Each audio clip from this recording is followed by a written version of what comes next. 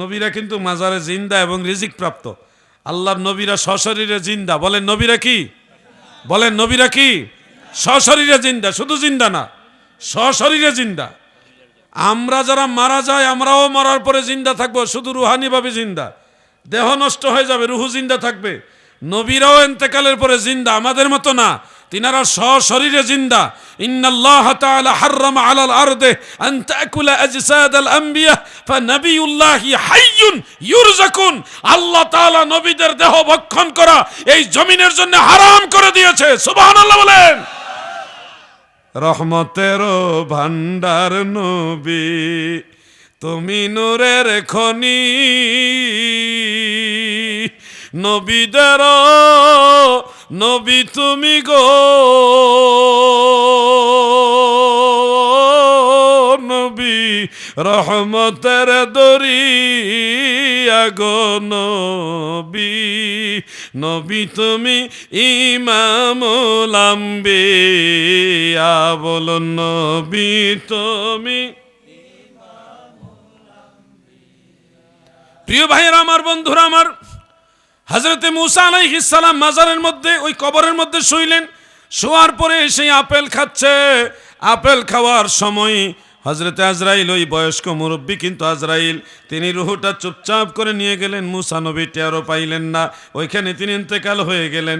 ওই 8 জন লোক ছিল ফেরেশতা, তারা তিনাকে ওখান থেকে তুললেন, গোসল দিলেন, সুন্দর কাপড় দিয়ে কাফন পরাইলেন। লোকজন জড়ো হইল, তৎকালীন শরীয়ত অনুযায়ী তিনার জানাজা হইল, এরপর ওনাকে ওইখানে দাফন করা হলো। এই ঘটনাটা বলার উদ্দেশ্য হলো, আল্লাহর নবী মূসা আলাইহিস সালাম, জলিলুল কদর পয়গম্বর হযরতে মূসা নবী, বনি ইসরাইলের 70,000 নবীর সরদার। সুবহানাল্লাহ বলেন। এমন একজন নবী, তিনিও কিন্তু দুনিয়াতে চিরস্থায়ীভাবে থাকতে পারে নাই, তিনি ইন্তেকাল করা লাগছে। নবী রাসূল ইন্তেকালের পরে সশরীরে জিন্দা, কিন্তু ইন্তেকাল করা লাগছে। আমি আপনাদের জিজ্ঞাসা করেছিলাম মরার ইচ্ছা আসেনি, আপনারা এমনভাবে কইছিলেন যে আওয়াজে বোঝা গেছে ইচ্ছা নাই। এই জন্য আমার এই কথাটা বলা লাগছে, আপনার ইচ্ছা না থাকলেও যাওয়া লাগবে।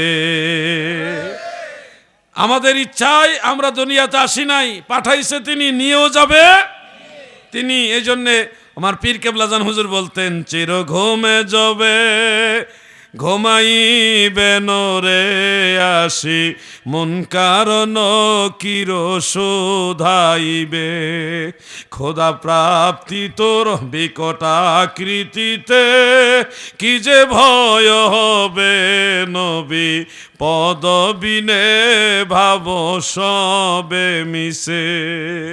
দাদু ভাই, এই কথাগুলি থেকে আমার মূল মাকসাদটাই হলো আপনাদেরকে ওই কবরস্থানের কথা স্মরণ করায় দেওয়া। যারা মরার কথা স্মরণ রাখে তারা কখনো মানুষের উপরে জুলুম করতে পারে না।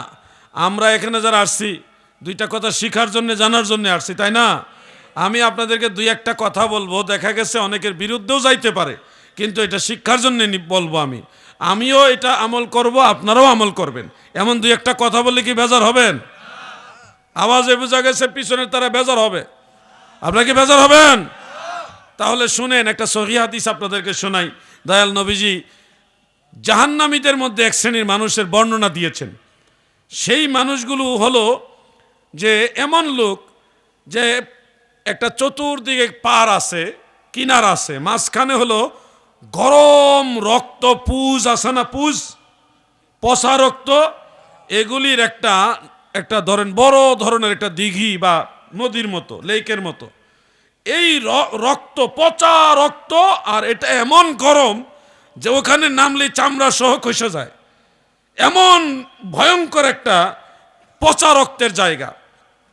ওইখানে লোকটাকে নামাবে, নামায় দিয়ে বলবে সাঁতার কাটো। সে পানিতে সইতেও পারবে না, চামড়া খসে যাবে। আবার আল্লাহর আযাব এমন যে চামড়া খসে যাওয়ার পরে আবার এটা অটোমেটিক চামড়া হয়ে যাবে। হওয়ার পরে এটা আবার ওই গরম পানিতে গরম হিট লেগে আবার এটা খসবে, খসার পরে আবার সেখানে চামড়া হবে। মানে আযাব অটোমেটিক চলতেই থাকবে, চলতেই থাকবে, এটা বন্ধ হবে না। নাউজুবিল্লাহ বলেন। এই ধরনের আযাব চাননি আপনারা? তো জুড়ে বলেন নাউজুবিল্লাহ। ওই লোক যখন ওই গরম পুজ রক্ত থেকে কিনারের দিকে উঠতে চাইবে, ওই কিনারের দিকে ফেরেশতা নিয়োগ থাকবে, যাদের দায়িত্ব হলো আগুনের পাথর তাকে নিক্ষেপ করা, যেন সে কিনারে উঠতে না পারে। যেদিকে উঠতে চাইবে ওই দিকে আগুনের পাথর দিয়ে তাকে আঘাত করা হবে, কিনারে আর উঠতে পারবে না গো। মুরব্বী বাবারা, যুবক ভাইয়েরা আমার, এই আযাবটা অনবরত অনন্তকাল চলতে থাকবে, এক মুহূর্তের জন্য বন্ধ হবে না। কি কঠিন অবস্থা গো। কতক্ষণ মানুষ সাঁতার কাটতে পারে, কতটুকুই মানুষের শক্তি থাকে, এই শক্তি দিয়ে ওই পচা রক্তের মধ্যে সে সাঁতার কাটতে থাকবে, কিনারে যাইতে চাইবে, পাথর দিয়ে আঘাত করবে। সাধারণ পাথর না, এগুলি আগুনের পাথর দিয়ে আঘাত করবে। এইগুলি কাদের জন্য জানেন? এই আযাবটা কাদের জন্য জানেন? আমি কি বলবো আপনাদের? কারো বিরুদ্ধে গেলে আল্লাহর ওয়াস্তে আপনার বিরুদ্ধে নেবেন না, শিক্ষার জন্য শুনুন। এই আযাবটা হবে যারা সুদ খায় তাদের জন্য। ঠিক এক লোকে কম জানা, ঠিক কিনা?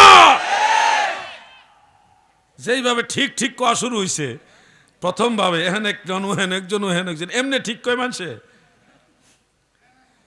এই আযাবটা রেডি আছে সুদখুর যারা তাদের জন্যে। কিয়ামতের নমুনা জানি কিন্তু কমুনা, সুদখুর ঘুষখুর কারো মাইর খাবো না। ইমাম সাহেবদের কথা বলতেছি আর কি। আমরা ইমাম সাহেবদের, অনেক মসজিদের ইমাম সাহেবরা এখন সুদের বিরুদ্ধে ওয়াজ করতে পারে না, করলেই চাকরি বেশি দিন। কথাটা ঠিক না বেঠিক? আমি যে এই সুদের ওয়াজ করলাম না, 100% শিওর এই এলাকায় আর কেউ দাওয়াতই দিত না, আমার দাওয়াত লাগতো না। আমি দাওয়াতের কাঙ্গাল না। আমি আপনাদেরকে যে কথাটা বলছি এটা আপনারা মন থেকে গ্রহণ করেন। আমি বলিনি, আল্লাহ রসুল বলেছে, আমি শুনিয়ে দিলাম। সুদ খাইলে এই পুরস্কার রেডি আছে। আপনারা এই ধরনের আযাব কারা কারা চান? হাত উঠান। মুরব্বী খেয়াল করছে না। আমরা কি চাই এই আযাব? চাই নাকি? সবসময় হাত উঠান যেত না, বুঝে হাত উঠাইবেন। আমি একবার হবিগঞ্জের নবীগঞ্জ থানায় রামপুর গ্রামে বহু আগে মাদ্রাসায় তখন লেখাপড়া করি, তখন একটা ওয়াজের ফাঁকে বলছিলাম আর কি, মক্কায় গেলাম মদিনায় গেলাম রে, ঢাকায় গেলাম সিলেট গেলাম, রামপুরের মতো এমন জায়গা পাইছি না। এক মুরব্বী পরে যুবকরা আমারে বললো যে হুজুর, ওনারে জিজ্ঞাসিলাম যে আপনি ওহ করলেন যে, আপনি কি কন মক্কা মদিনা আমরা রামপুরে সে বড়? মুরব্বীর তখন জ্ঞান ফিরেছে। বেদ্দপ, কোথায় মক্কা মদিনার কোথায় রামপুর? তোরা খিতা কস, মক্কা মদিনার সাথে রামপুরের তুলনা দেশ? কয় চাচা রাগ করেন না, হুজুরে কইছে মক্কায় গেলাম মদিনায় গেলাম, রামপুরের মতো জায়গা পাইছি না। আপনি যে কইছেন তো আপনি তাহলে তো সেইটাই সাপোর্ট দিলেন যে রামপুরটা মক্কা মদিনা ওইটার সে তো বেশি ভালা। তো কয় এটা কি হুজুরে এটা কইছে? হ্যাঁ হুজুর এটাই তো কইছে। আপনি যে উ করলেন, আরে আমি কি বুঝা উ করছি? আমি তো সুরের লগে উ করছি। তো বুঝা হাত উড়াই তুইব নাকি বলেন আপনারা? এই জন্য আমরা এই আযাব চাই। আওয়াজ দিয়ে বলেন, এই আযাব চাই?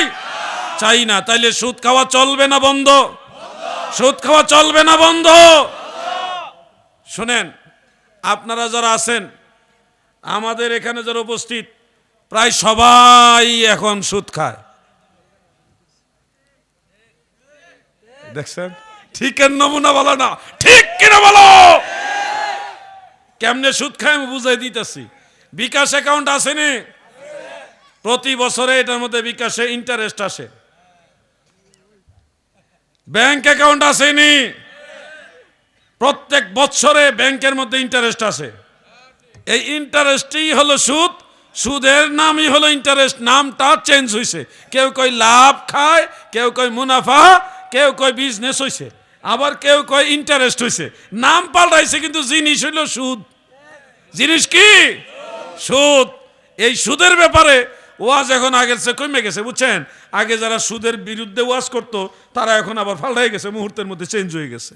এখন আর সুদের বিরুদ্ধে ওয়াজ করে না, মারাত্মক চেঞ্জ হয়ে গেছে। আল্লাহ তাদের হেদায়েত দান করুক, বলে না আমিন। প্রিয় ভাই আমার, সুদের ব্যাপারে আপনাদের একটা মাসালা বলি। এই যে বিকাশে বা ব্যাংক অ্যাকাউন্টে যে ইন্টারেস্ট আসে, এটা তো আর আমাদের চাওয়ার কারণে আসে না, এটা তাদের সিস্টেমের কারণে চলে আসে অটোমেটিক। ফেসবুকে এই কি বলে বিকাশের সিস্টেম ইন্টারেস্ট দিবেই, আপনি চাইলেও দিবে না চাইলেও দিবে, এটা তাদের সিস্টেম। মানে ঘরে ঘরে সুদ পৌঁছায় দেওয়া হলো তাদের দায়িত্ব। এই দায়িত্ব তাদেরকে দিছে ইবলিশ। কে দিছে? ইবলিশ। ওই দায়িত্ব পালনে আপনার ঘরে সুদ চলে আসছে, অটোমেটিক সুদ চলে আসতেছে। ব্যাংকের অ্যাকাউন্টের কারণে অটোমেটিক আপনি সুদ পেয়ে যাইতেছেন, ইন্টারেস্ট পাইছেন। এইটা কি করবেন আপনারা আমাকে বলুন তো, সুদ খাওয়া হালাল না হারাম? আহাল্লাল্লাহুল বাইআ ওয়া হাররামার রিবা।